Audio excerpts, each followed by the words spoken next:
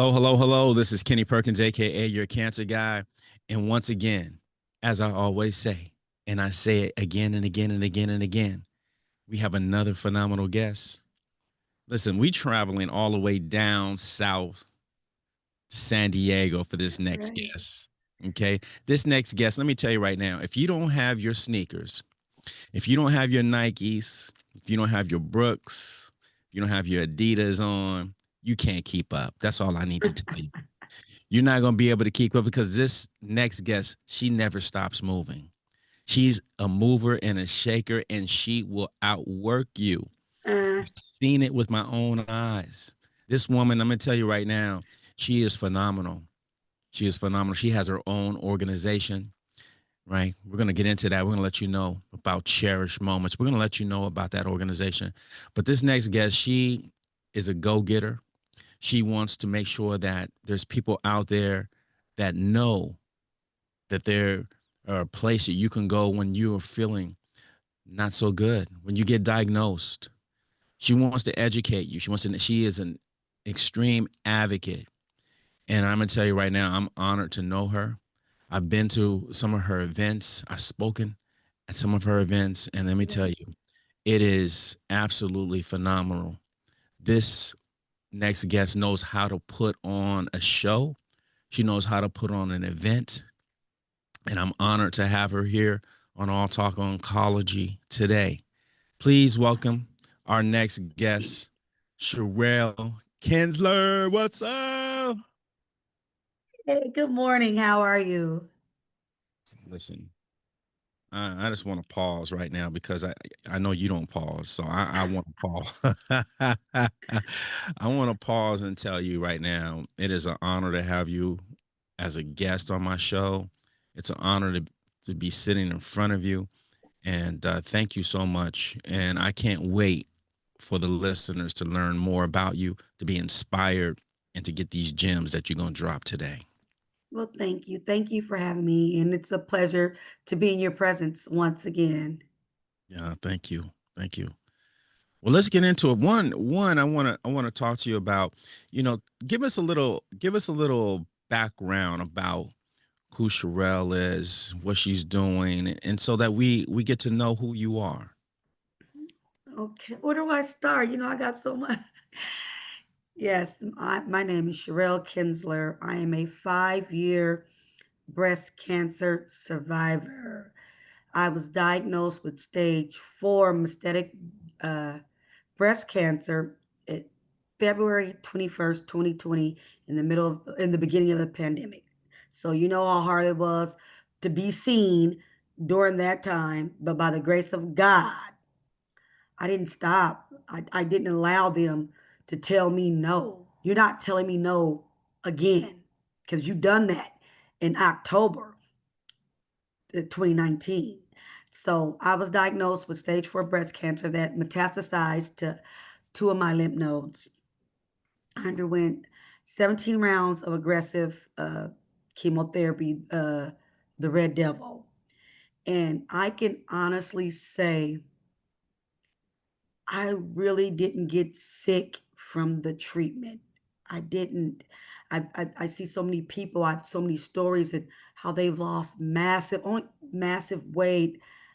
I gained 5 pounds. I gained 5 pounds. And only thing I lost was my hair. And I cut that off. So I didn't have to worry about that. So going through this treatment during the pandemic, I felt isolated because the world was shut down. And it was tough. It really was tough. But I remained positive. I stayed in prayer. I stayed in faith. I let God handle it. I did what I was supposed to do. He placed me in front of some amazing people, from my surgeon, my primary doctor, my oncologist at Kaiser. They were on their shit when I tell you. They really were. And in August 2020, I had a double mastectomy. I still don't have no breasts, and I'm okay with that. And there's a reason why I chose not to get breasts. And then in November of 2020, I got my ovaries, my fallopian tubes removed. That was November 25th, 2020. That following Monday, I started 40 rounds of radiation. And Can I pause you for a second? And yes, sir. and so explain that. I mean, the ovaries were removed due to the breast cancer, or is this is something separate? No, so during all the testing, I found out that I had the BRCA2 gene mutation. And so it was optional. And I asked my oncologist, what would you do if I was your daughter? What would you tell your daughter? What would be your advice to your daughter? What would you suggest?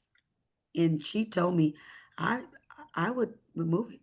And so I took that and I prayed on it. And every decision that I made to where I'm at has been guided by God. I've done nothing just for Sherell. No, I've done nothing. Everything has been guided, stepped, thought out. And so that's why, and I'm so thankful. I'm so thankful, and I know it's a long way. I know, I see it. I've lost so many people who was diagnosed with me and after me that's no longer here. So what is my purpose? Why am I still here? This is why I'm still here. This is why. Because I'm a messenger and I have a message to send out, to give, to share, and that's what I'm doing. Yes, and I've seen it. I've Thank seen you. you're out here advocating, and your events are always full. Yeah, You hear me? I mean, yeah. it's I something would like about them. I would like a lot more community support. Yes, I would love that. But you know what? Like I said, if I can get to one person, if I was able to assist one person, giving them information that's needed, this worthy, this helpful information, I've done it. I've done it. I've reached my goal if I'm able to connect with one person. yeah. Well, you're definitely connecting with more than one person, Yeah, and but I love that approach, yeah, and because that's all that matters, one person at a time, right? absolutely. But let me tell you, you're connecting with more than one person, and your events. I mean, everyone walks away inspired and educated, and that's what Right. it's about, right? I mean, you make sure that your guests are going to leave with something, and that's the part I love about your events. So, you know, I'm gonna pause real quick. Just if you can scoot back because I'm cutting off your Talking head, about my bald head or tilt your camera up. Yeah, right there, right right there. here. That's perfect. Is that better? That's You it. see That's my it. daddy right here? There we go. There it is. Right there. Yeah, so I mean, your events, I mean, I'm phenomenal. I mean, your events are phenomenal. And I'm excited every time you have an event because I know it's going to be something. And to listen to how you went through that during the pandemic, that must have been very tough. I mean, because you're already isolated in the pandemic, and I let's not forget that. You know, it seems like the pandemic was so far away, but it wasn't. It was only 5 years ago. You Mhm. know, and we were isolated at that time. So how did you go about your treatments? How was that? Um, were you in an isolated place that only no one else could accompany you to some of these treatments? How was that? So, as I stated, it was early on in the pandemic. It hadn't actually reached the US, well, California at that point. So, my first uh, chemo session, I was allowed to have someone, my sister, did attend with me, and that was one of the worst treatments. That was really bad.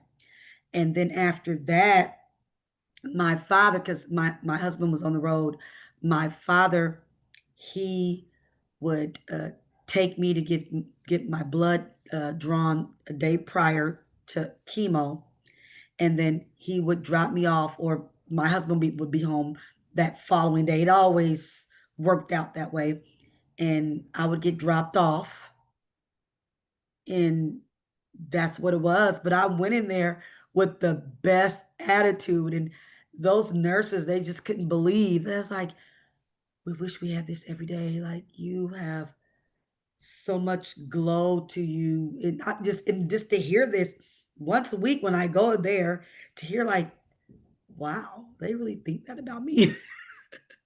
Like, they see things in me that I don't even see in myself. I'm bald, I'm sick, and to me, I look sick, you know, dark spots around my eyes, and and feeling pretty weak. And so this went on week after week, and my father, who's no longer with us, oh, I don't have it. I wear him daily.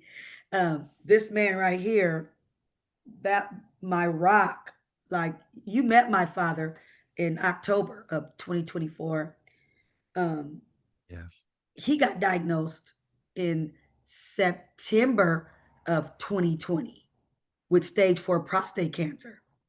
Oh, And so uh my father was my rock.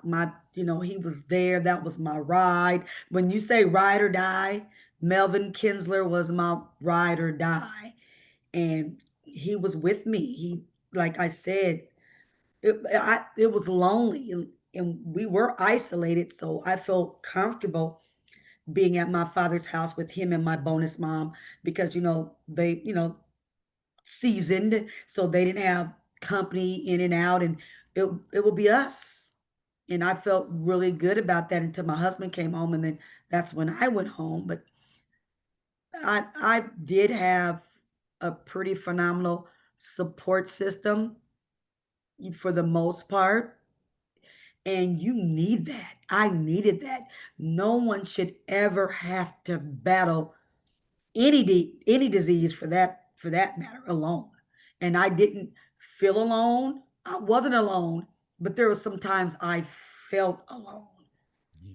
yeah. And it was easy. Then it was tough. Battling breast cancer is tough. I wouldn't wish that on anyone. No one. It's not good. It's not a feeling that you want to experience again. I don't never want to have to deal with that again. And I pray each and every day, God, continue to heal my body. And whichever aspect that you want to heal me, please continue to do so. So that's just that's just me. And there's been times that um I didn't feel that I had certain support, but I was emotional. I was isolated.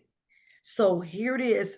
People still living their life. Everyone is still hanging out and living off the fat of the land and partying. And I'm just on social media, reading and scrolling and wondering, thinking, I wish I wasn't sick.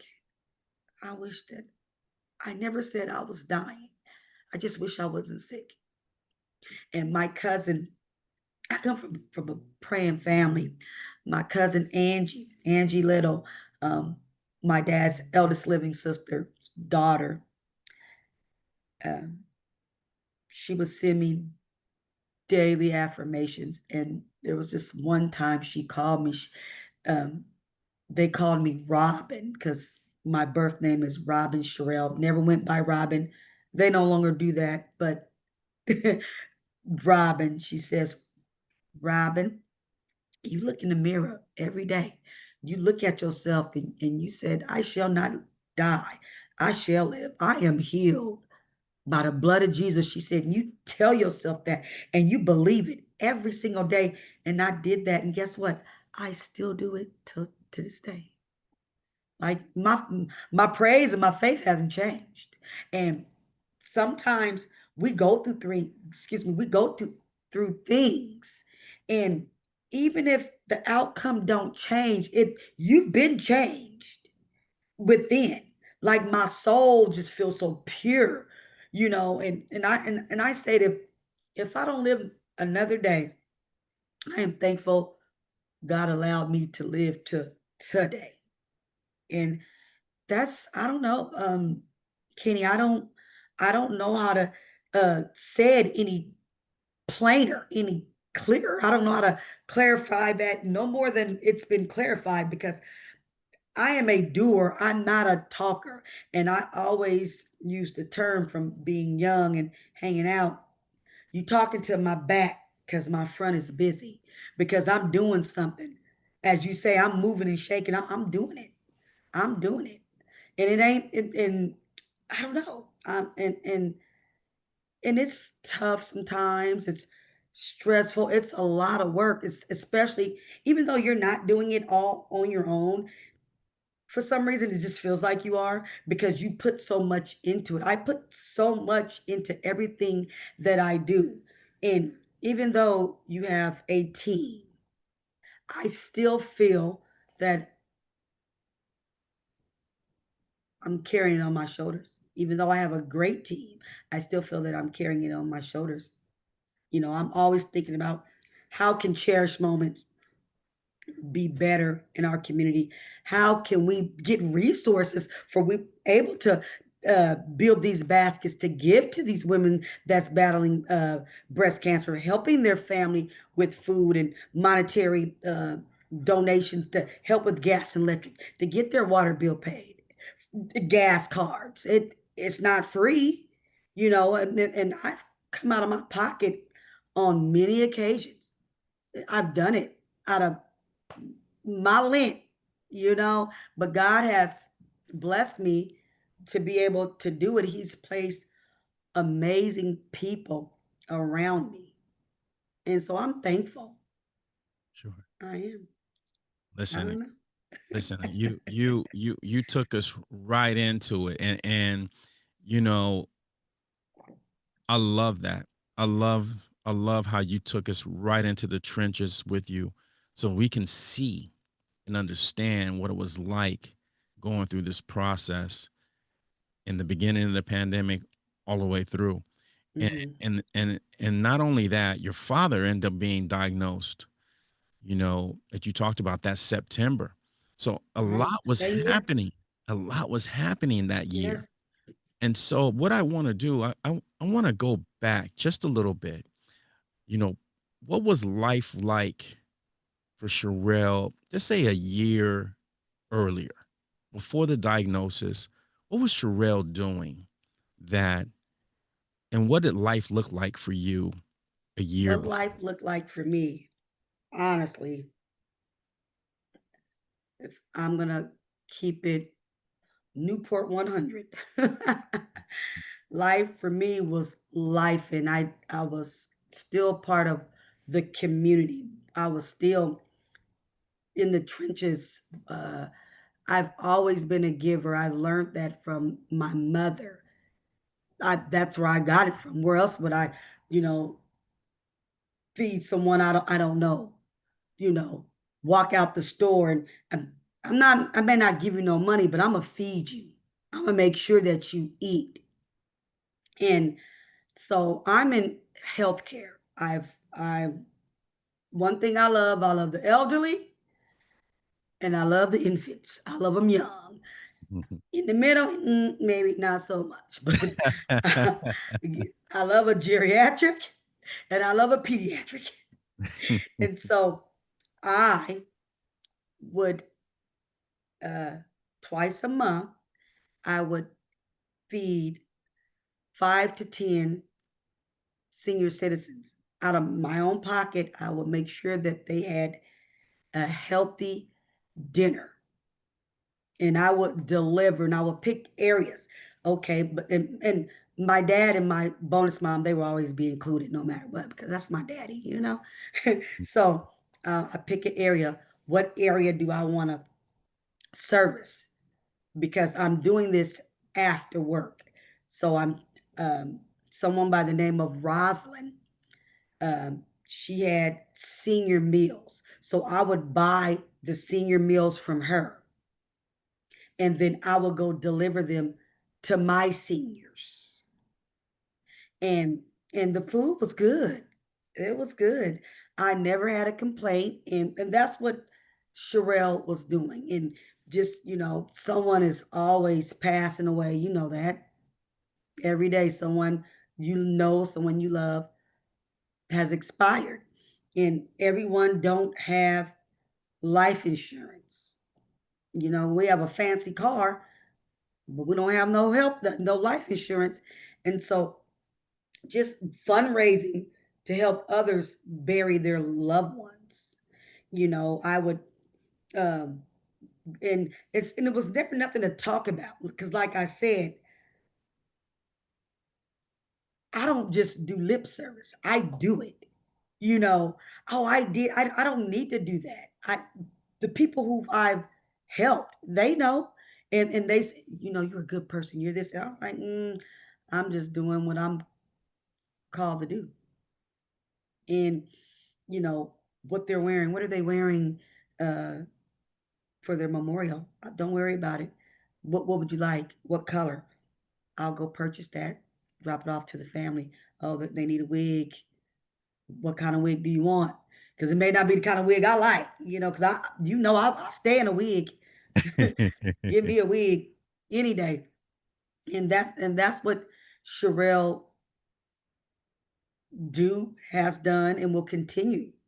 And not a great cook, but I will buy some stuff to prepare for you to have at this repast. It won't be It'll be store bought because I don't cook. I don't feel like I have the time in the day to do it. I'm too busy, and I don't like to cook. I'm sorry, but yeah, Good. that's just me. That's just me, and I'm always just trying to create safe spaces for other people, and I enjoy it. I enjoy doing that. So yeah, and prior to Yeah. that, we would go feed the homeless downtown San Diego. I would volunteer, like the Cooper Foundation. I volunteered for their Juneteenth that they put on the map here in San Diego. And I was like, I can give you 2 hours of my time because I want to enjoy the festivities as well. But I would do it, I would do it, and I don't mind. Yeah. I don't mind being of service. It says everything. I had no idea of that background, but it matches who you are as a person. It's amazing when the person who you are and the things that you do match it, and it just does. So to know, here you were out here helping individuals, making sure people were fed, and that's just who you are, the kindness in your heart. You have something Absolutely. inside you that gives, and not everyone is like that, Sherelle. So No, I you don't have need to tell me. I need you to really appreciate that. And I'm saying that because you made a statement earlier and you said if today was my last day, you go okay with that. And And I would be. I would be. it says a lot because you know what you have done and where your heart has been. Absolutely. So I really appreciate that. And I want the listeners to know that, because sometimes we're living our best life Right. and we're out doing the most and partying it up, and then things happen to us. And in this case, here you were twice a month making sure people were fed, being a giver, finding ways to make sure that people felt loved. And that's really what it is. And you've done that. So when that happened, we fast forward a bit, we're going that's what you were doing. How did you find out, hey, I have breast cancer, or I need to go in and get checked because of this, or this is just a routine. Let me go get checked. What happened to where you discovered that? Right. So it was in 2020. Excuse me. We were at my niece's house. for the Super Bowl. It was Kansas City Chiefs and San Francisco 49ers. And, everybody's over there, my father, my cousins, family. And we're just celebrating. And I'm a Raiders fan. So I had my Raiders decal t shirt on. And it was already hard, felt like a hard plastic. And I did a move, or I don't know what I was doing, but I went across my breast. And I'm like, oh, okay. But in my mind, I have to see what that is. So later on, went home. I took a shower because I had to be to work the next day. Took a shower, and I didn't do the breast exam in the shower. I laid down, and I actually forgot. I forgot about it. I laid down. It was like a green light. Oh, you need to see what that was. So yeah, I went where I thought I felt it was my right breast. And I did what I was taught to do for many years. I was like, oh yeah, no. Okay, that wasn't that. That wasn't it. I went to my left breast, and I went, and I'm going around, and I'm like, oh, and it was so hard. It was hard, and I felt it. It was like literally the size of a quarter. And mind you, I had big breasts. I had big breasts. And I got my first mammogram at 19. And I always say, I believe it was had nothing to do with it, for sure. But I got a tattoo when I was 19 years old. And I, I will swear on the Bible that the reason why my breast started hurting at that time was because of that tattoo. And so I got my first mammogram at the age of 19. I got my second mammogram at 23. So I've been getting mammograms over the years, ultrasounds on my breast for years. And I was told I had uh, fiber cysts, lumpy, but I had more on my right than I did the left. But my right never affected me. It was always my left, always. And if I tell you from 19, so fast When forward, you say affect you, you mean there was a pain? it was all very painful, Gotcha. very painful. And they said I had lumpy breasts. And okay, and you can feel the lumps. Like I said, I had mammograms, I had ultrasounds, and it showed that that's just what it was. So this particular time, um, 2020 February, I think it was the third Super Bowl, and I felt that. So I nudged my husband. I was like, I got a lump in my breast.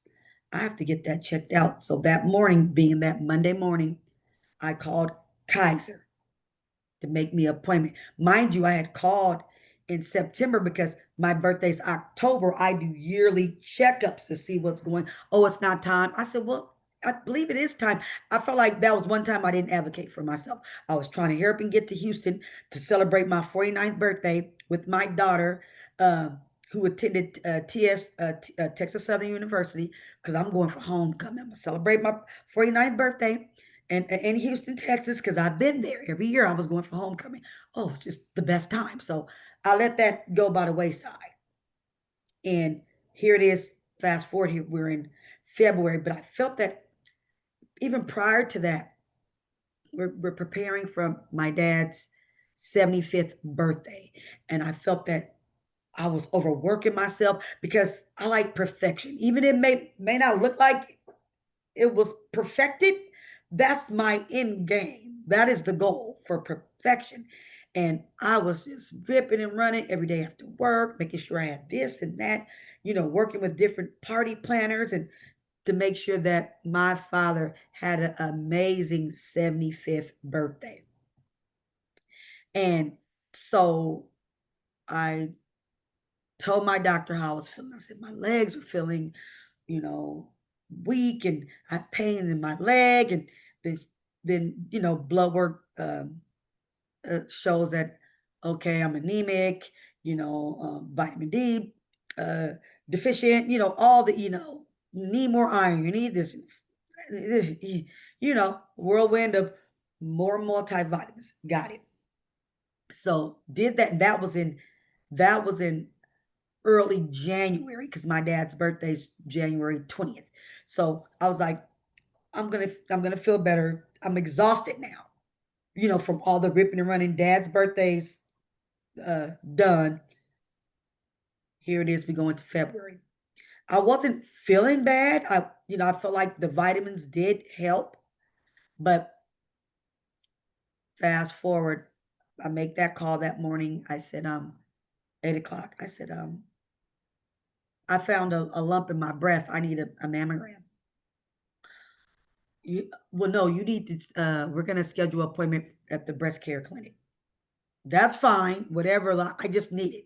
And I went on to say, because back in the beginning of October, just ranting at this point, this could have been prevented. I called then, just letting them have it.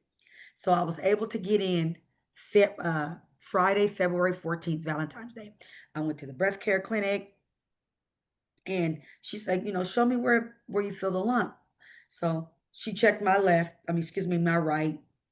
Okay, check the left. She said, oh, that just feels like dense tissue. But we're gonna get that checked out. She went out. This is Friday. This is Friday the 14th. She went out. She said, I was able to get you in at the breast care clinic uh, Tuesday, February 18th. Amazing. Look at God. Okay. So my husband and I, we go there, and you're in this room, and then you see the little tree, the pink tree with all my fallen sisters now, right? And I'm just like, oh my gosh. And I'm nervous because I know what I felt. And, and like, once again, hoping and praying that that's not it. So I go in for the mammogram. I used to work at the film library. I used to prep jackets for mammograms. I can read a mammogram, right? So I'm looking the whole time while I'm going through this process of pain, right? Because you're getting squeezed, all that. And I look and I'm like, wow, that's it. Like, that's it. And that's all I'm thinking in my mind. That's it. So I go from one station, and then now I'm going to get a ultrasound. So I go into the next room and um, dress up, and the lady, the radiologist, she doing my ultrasound, both breasts, just really focused on my left breast. And not only was she focused on my left breast, it was all in, the axle, what is it? Axillary, what is it called? My brain ain't braining right now. But in my lymph nodes, in my armpit area. And and then all I hear is click, click. She's taking pictures. And then she's like, okay, well, uh, the doctor may want to come and take her own photos. I was like, okay. So don't get dressed. So 5 minutes later, the doctor comes in, never went to my right breast, just focused on my left breast and my lymph nodes in that area. And I'm saying to her, I said, I said to her, don't sugarcoat nothing with me. Let me know what's going on. She said, oh, Miss Kinsler, I won't. I believe this is cancer. Mm. And I'm just like, okay, okay, what's next? My words. What's next? Well, we can schedule you for a biopsy. I said, I'm here now. Let's do this now. She said, okay, let me get the paperwork. Let me get you prepped. I said, I gotta make a phone call. So I make that, I step out. My husband's in the waiting area. I tell him what she believed to be cancer. I said, I gotta call my daddy. So I called my daddy. I said, Daddy, and I'm boohooing, crying, emotional wreck. I said, Daddy, they believe I have breast cancer. He was like, Lady, stop crying. Stop crying. They not God. Because you know, everything is with a prayer. You know that, right? When your faith is strong, everything gonna be okay with a prayer. With your belief, they're not God. You gonna be okay. I was like, I know, Daddy, but still, I'm still hurt. I can't believe it, you know. So I go back in and um, they do the biopsy in both areas. Pictures. I documented my process from start to still documenting. That's just what I've done. And I would make so that. after they put the markers in, I go back and I get another mammogram, well, a scan or whatever with the mammogram machine, right? To make sure it was the marker was placed correctly. So, okay, well, the breast, you will be getting a call with your results from the breast care coordinator, right? This is Tuesday, the 18th, right? And so my husband, excuse me, my husband was going back to work on that Thursday, and I really wanted my results like instantly. And I was calling every day. Oh, like, you have my results? You have my results? Here is Thursday. My husband's gone. So Friday morning, February 21st, 10:15 a.m. I'm sitting on my bed. I get a call. Kaiser. Good morning, Miss Kinsler. This is so and so from Kaiser Breast Care Coordinator. Good morning. Well, you have cancer. You have breast cancer. Not only do you have breast cancer, you also have it in several of your lymph nodes. And I'm like, okay. I wish you were here so I could have told you in person.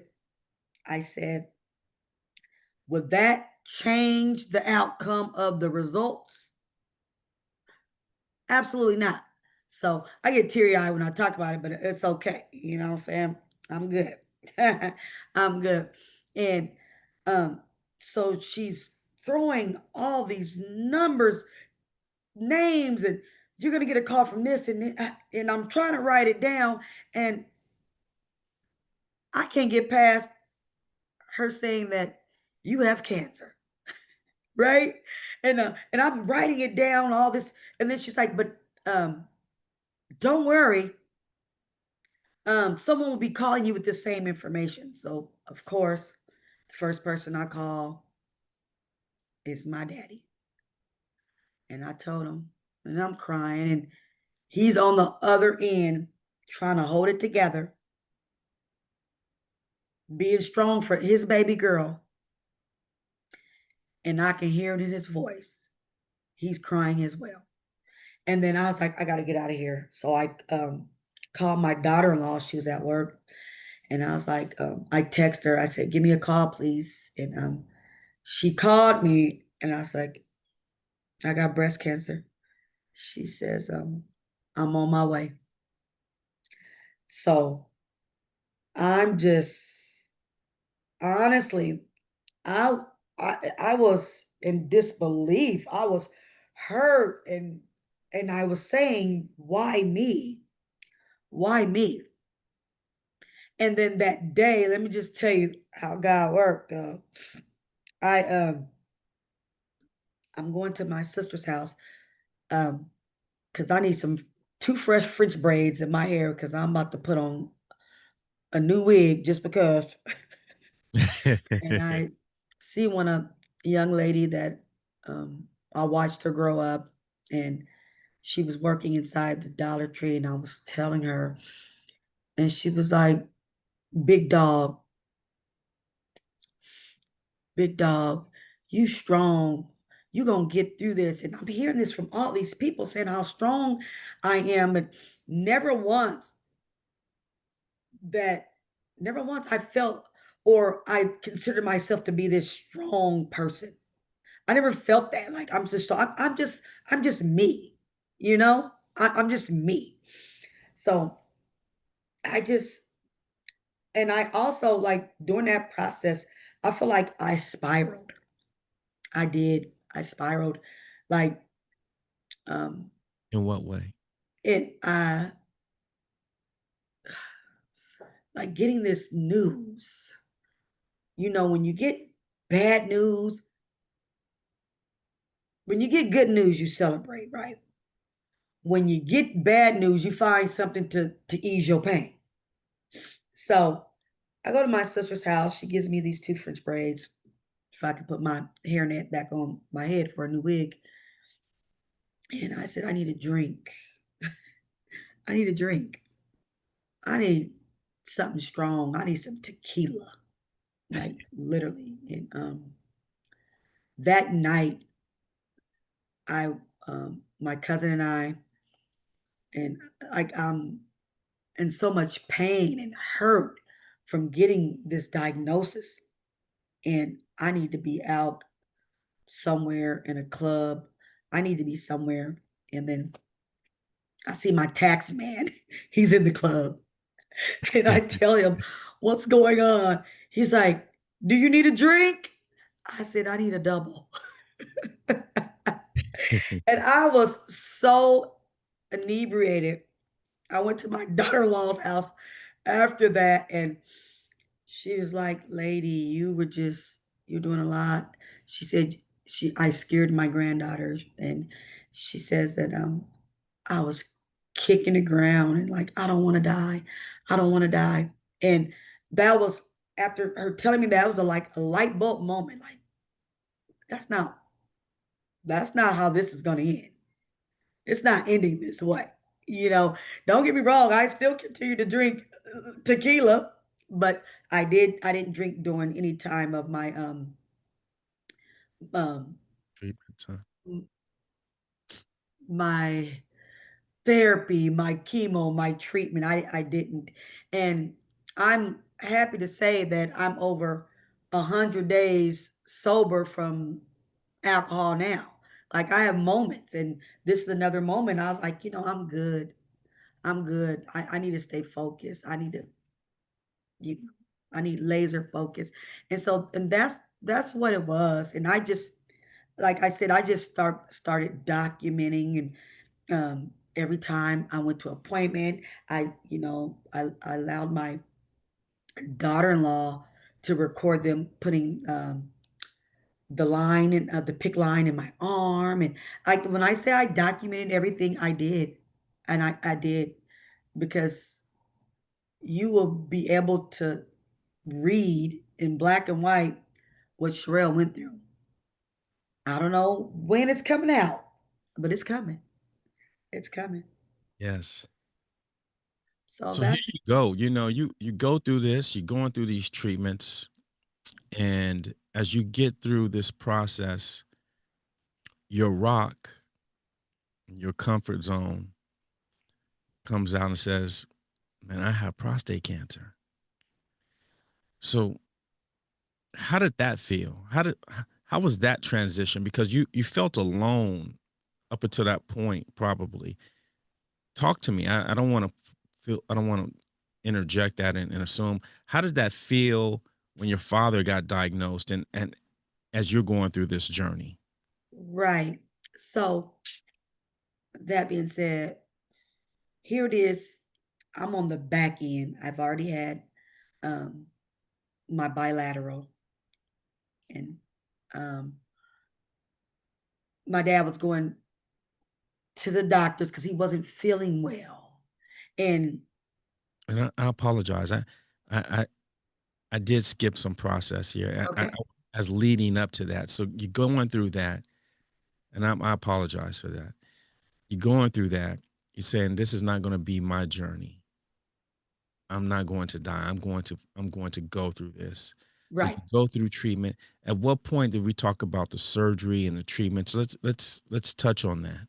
So the the surgery was pretty much gonna happen regardless, and that was based on my father being in the oncology with me in the room with me when I met with my oncologist. And once again, it was that, what would you do? So that was all in that same conversation.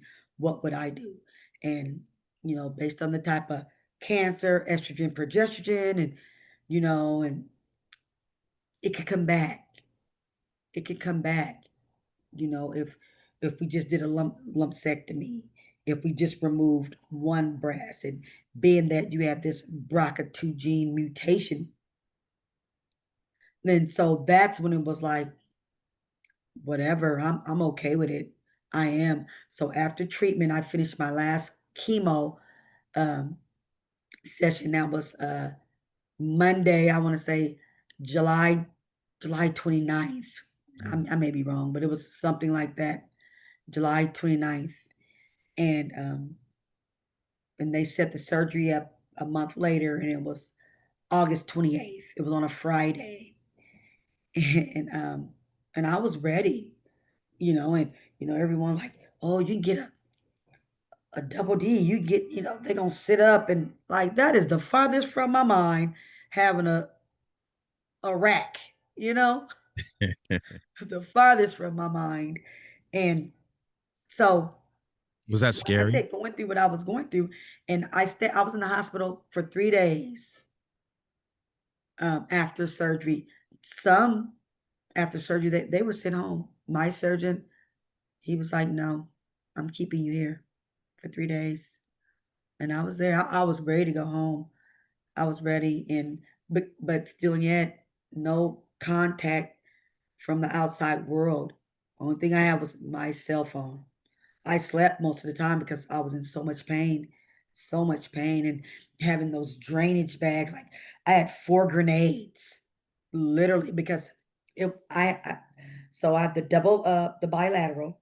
I had 9 lymph nodes removed from my left side. I had 3 removed from my right. And once again, all glory to God, because, mind you, I had 4.5 centimeter uh,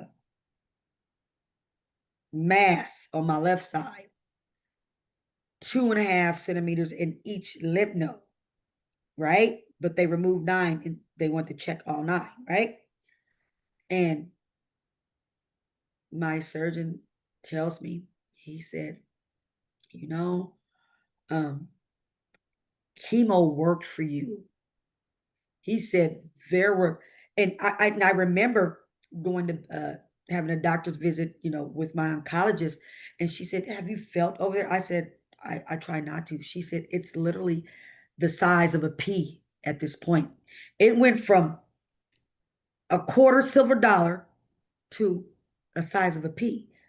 When they removed my breast, it showed no cancer in the breast at all, right? So I'm gonna take you back. So I'm gonna move forward. So after I was in the hospital for 3 days, a week later, my surgeon called. I liked him. I like him now. Good guy. Um, he said, "Miss Kinsler, Are you sitting down or standing up?" I said, "Should I be?" He said, "No, it doesn't matter." He said, he says, um, this is when he told me, none of your lymph nodes, what was removed, none of them showed signs of cancer. And I was, when talking about jump for joy, I was so happy. I was running around here praising, and I think, man, I was doing a praise dance. And who did I call first? My daddy. And he was like, all right, look at God, look at God, look at God. And this is September now. 3 weeks before my dad was diagnosed with stage 4 prostate cancer that had metastasized to his lymph nodes. And here it is. My daddy was rooting for me all this time, rooting for me. And he's over here almost fighting a silent battle. And so, yeah. And it was tough. And here it is. I'm on the back end. And we had a family meeting. That is how it was brought out. Well, actually, it was just me by myself. My little brothers, they were they were told together, and my bonus mom felt that because I am a daddy's girl and I am very emotional. I'm an emotional person, and felt that I should be told alone, and rightfully so. And I was livid. I just couldn't stop bawling. Like, here it is, this man who I've loved my entire life, my whole being, this man has been my number one fan, my number one supporter, my biggest critic. He gonna give it to me raw and uncut. It ain't right. Lady, get it together. Lady, this is what you need to do. Like, all my life, this man has been the rock of Gibraltar, literally. And so, like, and I just told my dad, like, whatever you need, he has his wife, my bonus mom. So, she had just retired from her job. So, you know, whatever you need, I'm here no matter what. Daddy, you needed, whenever she couldn't take him, I was there. I'm the one when, at the VA, um, I went with them and I told them, well, I have, the BRCA too. So they tested my father. He also has the BRCA too. My daughter was tested earlier on when I was first diagnosed. She doesn't have the gene. My two little brothers, they were also tested. My baby brother has the gene. My son has yet to be tested, but so it's a lot. And it's a lot. And I just want to say that, because I always say how close my father and I were, and how supportive we were of each other. And I told him, I was like, Daddy, I'm gonna take care of you. He got a whole wife. I have a whole stepmother, bonus mom. I'm gonna take care of you. And I didn't disappoint. I know when my father passed away, I was right there. I watched him take his last breath. I was there every day at the hospital with him, getting off work, going to my father. And I would tell him, I was trying to feed him, and he was like, "Lady, back up, stop, move." And it would be funny to me. I was like, "Daddy, you gonna eat this food? You gonna get 7 ounces of this drink?" And in this particular night, um, yesterday marked 7 months that my father's been gone, and yeah, we gonna do this. I'm advocating. When I say I'm advocating for breast cancer, I'm advocating for prostate cancer, because my father, had he received that test early on, and I'm not even about the HMO who I praise didn't do my dad the same justice. But the VA did. The VA did right by my father, and he had wonderful oncologists. And like, when I tell you, my father, he was so sick. And when I say never complain, he would just say, "Well, yeah, my back hurt. Yeah, my back hurt." He was tired, but you could always catch him watching that Western. Whatever Western, Gunsmoke, Bonanza, it was a Western, always. And I spent a lot of time with my dad watching these same old Westerns, you know. And he was just, his faith was so strong. And, you know, he held on because usually when I've been around, I'm in healthcare. So I've been around a lot of patients with cancer. My mother died of lung cancer back in 2001. And I watched how it just deteriorated her. You know, she went from 199 to 105 and weight, and looked every bit as sick. My father never looked sick. He was his organs were shutting down like in a matter of 3 days. We go in, they run this test. Okay, it went from, yes, his PSI was still point 0.1, but it had metastasized and it went to his liver. And they showed us like photos from his liver from June this time last year to October. And his liver was just invaded with cancer cells, and then watch how they cluster up. And like, and we're in a meeting with his oncologist, and there's like this one last ditch effort. We're gonna try this one last chemo. God said, not today. It ain't happening. My dad was tired, and he was only doing those treatments for us. He was good. He was good. My dad used to sing this song, and uh and I always play it because he had just a wonderful singing voice, especially that song. And I can't even think of it right now. I cannot even think of it. I share it all the time. Uh, I can't even think, but I'm gonna send it to you. and he would say it. It won't be very long. You're gonna look for me, and I'll be going home. Glory. And he would sing it, and with so much precision, so much determination in it, and he sang so proudly, and he was fine with it. And I just remember telling my employer, I was like, I'm gonna go be with my dad. She's like, Sherell, you be with your dad. And that Monday, um, I went to the hospital. He was still eating, still, his little charming self a little bit, you know, getting a little. Well, they placed him in hospice, so he did hospice at the VA. They have a really nice hospice unit for their veterans, really nice, up to par.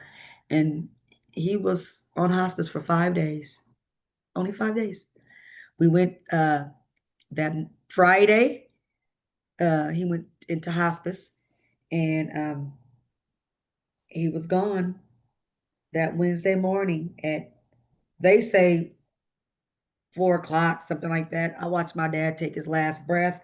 I was right there, and I got in his bed, and I was just rubbing his head, and I was like, Daddy, it's okay. It's okay. I said, I'm gonna miss you, and I love you so much. And he was just gasping, gasping.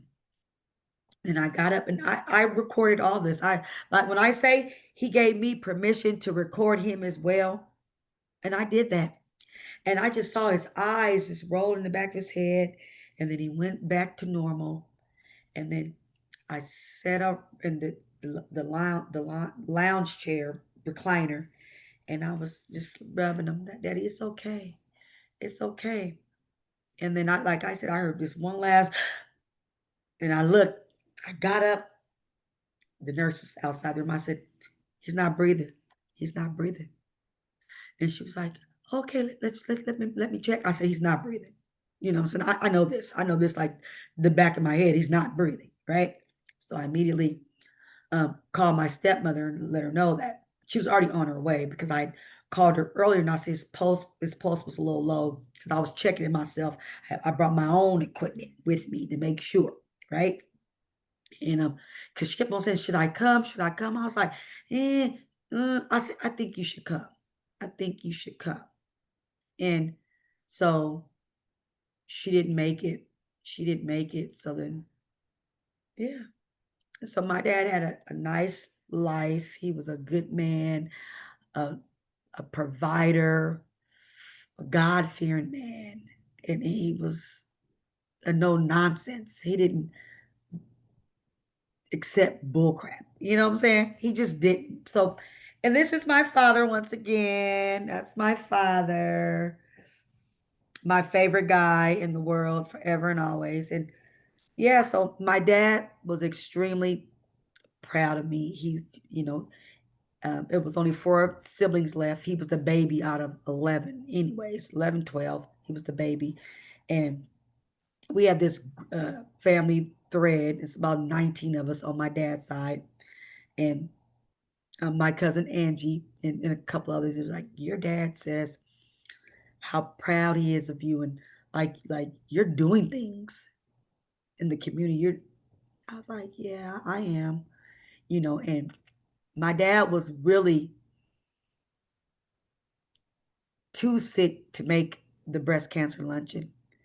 And then my stepmother said, well, he's sick, you know, he can go next time. I was like, Daddy, do you think it's gonna be a next time? I said, I want you here. And he made it. He made it. He was there. He was there. And I'm just so happy that he was there. He brought so much joy into our lives and just a good, solid man, to to meet a woman with four young kids and raise them all. And he was young as well to raise those kids as his own. And then I came along, right? His ladybug. And and still had great relationships with my siblings. And so I every year, last year I took him to the father daughter dance. Usually the father takes the daughter. I took my dad and my one of my granddaughters. We went to the father daughter dance, and he looked good. He was sharp, and every year I would get him something, a T-shirt, and I would get a picture of like a collage and all that. And this one, I don't know which Father Day that was. I got him a T-shirt that said, "I'm not a stepdad. I'm a dad that stepped up." Mm. And my dad wore those T-shirts, and he just wore them. He's a good guy. He's a good guy. So here we are today. Um, Father Day is coming up, and so our organization is hosting Daughters Who Lost Their Fathers Father Day brunch. And I am so excited about it because there's never been a Father's Day, a birthday, a Christmas that I didn't engage with my father. It's never been that. It's always been, if I'm out of town, he gonna get a bouquet at the door. Some um, a box of chocolate and a shot of tequila in that. you know, hey, it is what it is. But Yeah. yeah, and I just want to thank you for allowing me to share me with the world. And I want to get out there. I want people to hear my story, my testimony, and to know that you're not alone.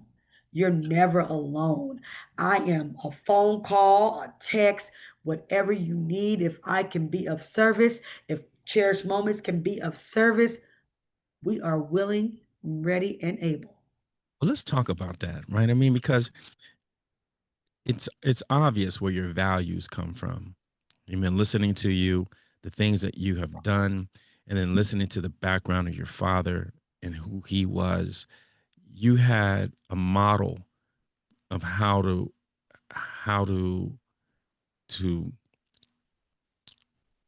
share these values, to learn these values. He gave you that. And then you have also just been an exemplar in giving that. So talk to us a little bit how cherished moments come about. So you've been diagnosed with breast cancer. Your father was diagnosed, and then cherished moments comes about. How did that happen? So, no, so for years, I've I've been a survivor for the last 9 to 10 years. In October, I would always walk. I didn't walk with Susan G. Komen. I walked with I can't think the stride walk. I Me and a group of friends, that and that's just what we did. So, and knowing that um having friends, my sister's aunt, and people that battled this deadly disease and had minimal to no assistance while doing it, right? So, fortunate for me, there was some amazing people, organization. Mind you, this is during the pandemic. So I couldn't work because of my immune system being what it was, compromised. And um, there was some local charities that Kaiser Social Services had put me in contact with that helped me get to my appointments. They really did. And they had Uber services, but for me, I didn't want to accept those services because my immune system was compromised. I didn't want to be in anybody's vehicle. So they would um, send me a check for gas money to pay whoever that was transporting me, right? And there was another organization, I forget their name, but thank you. I truly appreciate you. Um, that helped me with my gas and electric bill. And I was like, there is still good people in this world. But my whole thing is God loves a cheerful giver. So if you're a giver, you're going to be given too. And you don't do it for the sole purpose of that because it's in you, it's not on you, Mm. right? It's not what you wear, it's what's in here, right? So going through this, I knew I said it has to be better. It has to be better. And one of the girls, rest in peace, she was diagnosed. I don't want to say her name just due to the fact that her children. I don't never want to tell someone else's story because it's not mine to tell. Um, she would reach out to me and we would talk on the phone, and this is before cherished moments, and we're both going through it, and here it is. I'm giving her advice on my beliefs and what I think should happen and how she should advocate for herself.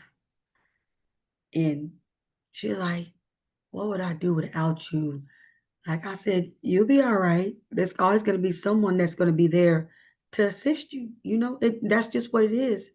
And I was telling her things to demand, you know, ask your doctor for this. They can't tell you no. And if they do, they got to give you reason where and why. Speak on your behalf. Don't just let them tell you, oh, the sky is green. Okay, it's green. No. You need you want an explanation why. Why is it green? You know? Don't ask me why the wind's swaying to the left when I know it's going to the right. Don't do that to me. And I had put her with a couple of organizations that I felt that can help her. And I did that for a couple of other people. And and that was actually through Susan G. Komen. So I was able to get other people resources from the small amount of resources that I had. So I knew that with Cherish Moments. And how I came up with the name Cherish Moments, I looked at life and where it was going, where I was at, and where I came from, right? And growing up, my mother would always, it was always a picture perfect moment for her. Photo 110. You remember those back in the days? Always, those are moments that you cherish. Even if you don't remember them, you can always look back. This photo, look at these memories. So I was torn between cherished memories or cherished moments. And so the memories was taking me to the past. The moments is where we at right now, right? So I so that's how the name came about, right? And I it was special because I was during this time of me battling stage 4 breast cancer. I was building memories with my grandbabies. And those memories is for later, but we living in the moment, right? You see where I went with that, right? Exactly. So that's where cherish, because we're cherishing these moments right now. And so that's where it came about. And with cherished moments, we are a 501c3. And wow, like we're here. We're gonna make sure that you have a ride to see your oncologist, to get radiation, to get a ride to the store. We're gonna make sure that you have eyelashes in your hope box because I live by these words. Hope, oh, hope, faith, and strength and courage. I live by it. I live by it. And we're gonna make sure you have a prayer in that hope box, a silk scarf for that nicely smooth head, you know, some lip balm for those lips that get very chapped when you're going through chemo, and some oil, some ointment, some coconut oil for that skin, baby, because that skin is going to get brittle, it's going to get flaky, and you need that. And you always want some aroma, a nice scented candle, right? And then we have a stress ball because dealing with cancer, it's stressful. Dealing with any disease, it's stressful. It's stressful, right? And a sleeve, excuse me, for when you got lymphedema like me, right? So I'm taking things that I'm utilizing, putting into a box of hope, right? For her, for her, for her over there. And it's not free. It comes from somewhere, right? So that's where we get into donations. We fundraise. We do more fundraising than we ever get donations, but we're here for them because it's a worthy cause. We're not just around here fiddling our fingers, our thumbs, our toes. You know, we're action. We have in September, we're going on our third annual community health fair when we bring Limestra mammogram bust to the heart of the community, giving these women free mammograms, right? That's what we're doing. Like I said, we're not just doing lip service. Yes, I am a African American woman who's surviving and thriving still. Yes, you are. Cancer, right? And I want these women just to know that you have an outlet. Here it is. You get a free mammogram. You get a free breast exam. It should be free. Why should that woman not be able to be treated, be seen? Why? So then we bring out other organizations, foundations out with us. Planned Parenthood. You get a booth too. Free booths. You have resources set up. We're community based. At this point, I feel like we are a wraparound. We're not just tackling the healthcare. We're tackling the community homeless. We're boots on ground. Like, we're down at the city council with Fat Camp. Shout out to my girl Melissa Hernandez, you know, out there just making it happen, taking women to Cuba, feeding Cubans. That's where she's from, you know, and she actually, another big shout out to her. I did, and she's much younger than I. She's been having her fat camp, pushing hard advocacy. It used to just be something else, but she switched it up. So it's pushing hard advocacy. And 18 years, 18 years of blood, sweat, and tears. And just, I believe, just in 2020, 2021, she became a 501c3, but been putting in work 18 years. You understand? And so she was the one who laid down the groundwork, because I asked questions. When in doubt, ask, and then I'm gonna do my research. That's just who I am, you know.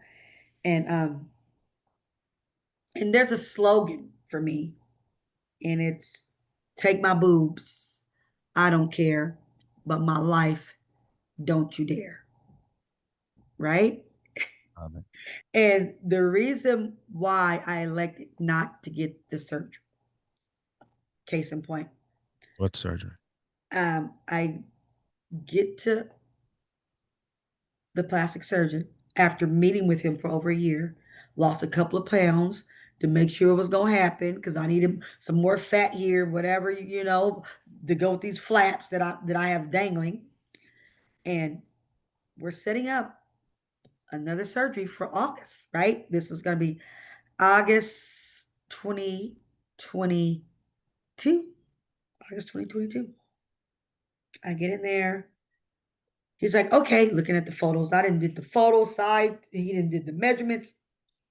He said, just to let you know, Miss Kinsler, it's always Miss Kinsler. Miss Kinsler, just to let you know that you have a 30% chance of getting cancer in your body from these foreign objects. Are you serious? Not a 5%, not a 2, 30%. I was like, you should have told me that last year. I said, there's nothing else for me to say. I'm done. And Done. I will wear a prosthetic boob like it ain't no tomorrow. And I'm okay with that. I'm okay with it. And so that's my reasoning for not getting the reconstruction. A lot of people have done it. I've talked to numerous people, and someone that I know, and she's on her fourth set. She's like, they feel uncomfortable. You start feeling something about. I said, no, I don't need to go through that. I got enough worry just thinking about this. This is the PTSD of it all, right? Here it is. You've been diagnosed, and now everything you're afraid, every ache, every pain. I've gotten an MRI on just recently on my chest uh, a month ago. I got an MRI, a PET scan on my brain, my back, my stomach. Because when I say I have real pain, people don't understand. Like, you don't understand. Like, chemo, yes, it helps, but it also destroys. And I'm here to say it. This is my truth, my story. I've been through it. I witnessed it. I know what it's done to my body, and I'm thankful for all the cancer cells that it's killed and cured. Right, but where are all these extra pain, my side, my back? I'm still stiff and still need to get massages, of lymphedema massages because all your muscles are so tight. And then on top of that, to get the radiation, okay, you've seen patients like I'm still black here. My back feel like somebody threw hot grease on me because it's still burnt, and it's still painful. I can barely elevate my arm up. I have to still, move here. I'm still doing it. It's never ending, and then not to mention That's the good, by the chemo way. brain, That stretch, right? by the way, was really good, by the way. Huh? That stretch was really good, by the way, because a lot of people, Well, I, thank you. I And see then it every still day. dealing with, oh, what's his name? What? It's on the tip of my tongue. Still dealing with that. I'm like, is this chemo brain at this point? Now, how long does it last? Okay, it's been 5 years, and I'm talking to people. I'm still dealing with it. They tell me all the time. So do I need some Einstein pills? What do I need? Like I need to be on the top of my game. I really do. I like my words don't come out as clear as they used to. I'm doing a lot of fumbling, like fumbling. It is what it is, but I'm working on it. I'm trying to woosah at the same time, Kenny. It's a lot. And I just want to say to anyone who's going through or have a loved one that's going through, these are trying times. Be supportive. Love on your people because there's nothing harder than dealing with adversity, right? And you don't have a support system. You don't have someone to lean on, someone to call on. But you know who you do have? This is when my faith kick in. Call on Jesus because there's no way. And everyone ain't spiritual, everyone ain't holy, but you whoever you pray to, whoever your higher calling is for you, that's you. You do that. But for me, but for me, you know, I know where this grace and mercy come from. I know it. So I'm gonna continue no matter what. Like I said, if today is my last day, I know that I did the work that I was supposed to do. I did that. I believe that I've done that. And that's what it is, Kitty.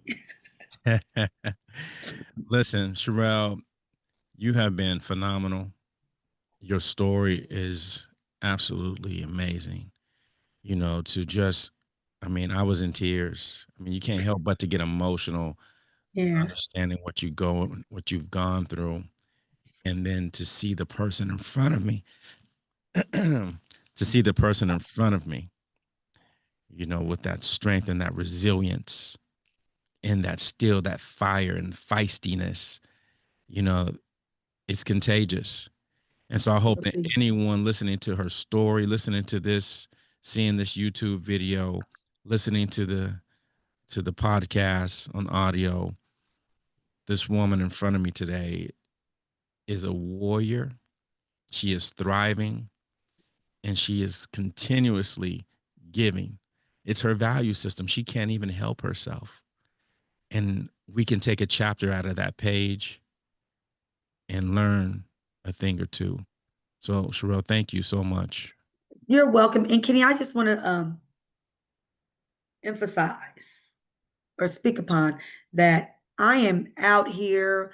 I am willing to fly out, fly in, to sit on any panel and allow me a platform to speak on it.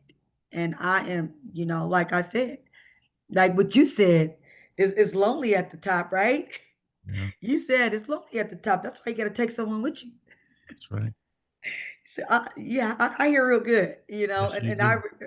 retain information real well, right? And I just, you know, I enjoy at this point speaking on it uncut, my truth, my story, because my story is not the other person's story.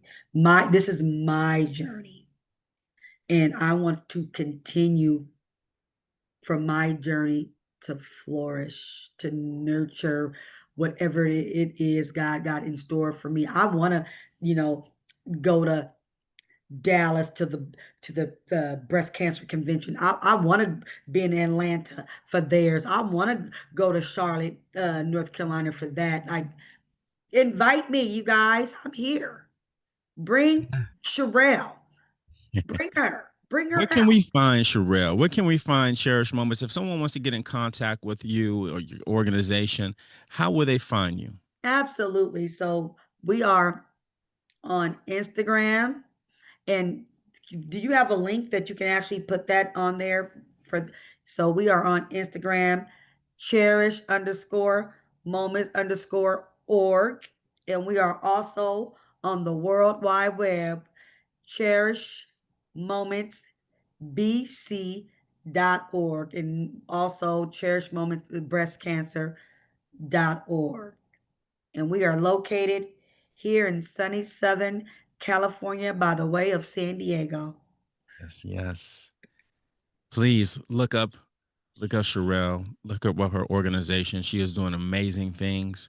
And if you're looking for someone to collaborate with or someone to do Yes, this thing, please. she is there. She is open and she is willing. She is a go-getter, and you will not be disappointed. We will not disappoint. Boots on ground. Where them fans at? Sherelle, it was a privilege having you here on All Talk Oncology. Before we let you go, was there any last words you would like to say before we let you go? Absolutely. I just want everyone out there to get your yearly checkup. And when I say yearly, do it around the time of your birthday. I mean, you get your eyes checked, your breasts, your vajayjay. And men, you too. You know, we already know 1 in 8 women will develop breast cancer. We know that. We know the disparities within the black and brown community. But you men, don't wait till you're 50 to get your prostate checked. It's simple. It's a blood test. It's simple. You do it at 40 now. You do it at 40. Don't let them tell you, because African American men are dying at an alarming rate, much faster than the white counterparts. And that's just from statistics. I didn't make it up.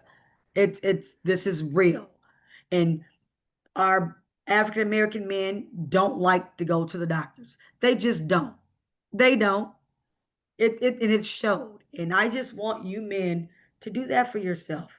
You have wives, children. Don't you want to be there for your family? I love it. Get your PSA. That's Yep. it. Get your breast checked. Yes. Yes. Sherelle, it's been a privilege having you here at All Talk Thank Oncology.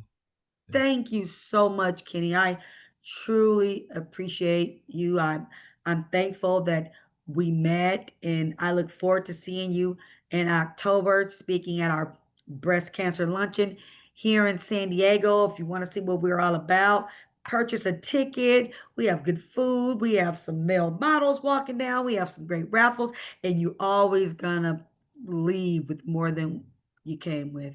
And that's a message on uncut, real life issues. And this man knows what he's talking about, right? Yes, he does. I appreciate you. Thank you so much. Thank you. And like as we say every single episode, if you're going through something like this, whether you're the patient, whether you're the loved one or a caregiver, always remember you're not alone in this. We're in this together. This is Kenny Perkins, aka your cancer guy. And until again, I'm out. Peace out. So stay connected with us on All Talk Oncology Cancer Podcast. Make sure you subscribe to that, right? Wherever you listen to your podcast, whether that's Apple, Spotify, make sure you subscribe and continue to spread that word, right? Engage in this, because your engagement can help someone stay alive. And this is what we're talking about.